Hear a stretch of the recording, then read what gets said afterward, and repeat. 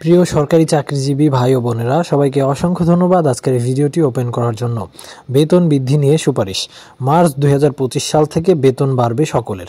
এই মুহূর্তে প্রধান উপদেষ্টা ডক্টর মোহাম্মদ ইউনূস তিনি বলেছেন, ঈদের আগেই তারা নতুন যে ভাতা আছে এই কার্যক্রমটা চালু করবে। এতে সর্বোচ্চ 25% মহার্ঘ ভাতার ঘোষণা আসবে।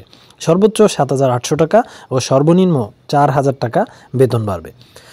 এই গ্রেডে 10 থেকে 20 গ্রেডের চাকরিজীবীরা 25% হারে বেতন বেশি পাবে। মূলত কর্মকর্তাদের থেকে কর্মচারীরা বেশি হারে এ ভাতা পাবে। অর্থ মন্ত্রণালয় এই বিষয়ে একটি অনুমোদন করেছেন। প্রধান উপদেষ্টা রাজি হয়েছেন। তিনি বলেছেন, কর্মচারীদের মহার্ঘ ভাতা কর্মকর্তাদের তুলনায় বেশি দিতে হবে। প্রিয় সরকারি চাকরিজীবী ভাই ও বোনেরা, আমাদের এই চ্যানেলে নতুন হলে অবশ্যই চ্যানেলটিকে সাবস্ক্রাইব করে পাশে থাকা বেল আইকনে ক্লিক করে রাখবেন।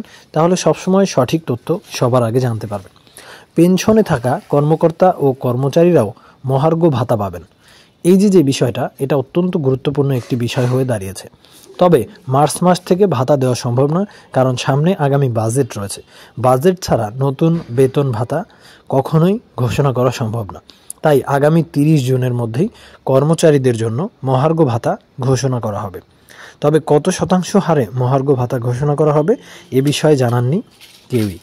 আমাদের এই চ্যানেলে নতুন হলে অবশ্যই চ্যানেলটিকে সাবস্ক্রাইব করবেন, তাহলে মহার্ঘ ভাতা নিয়ে সকল সঠিক তথ্য সবার আগে জানতে পারবেন।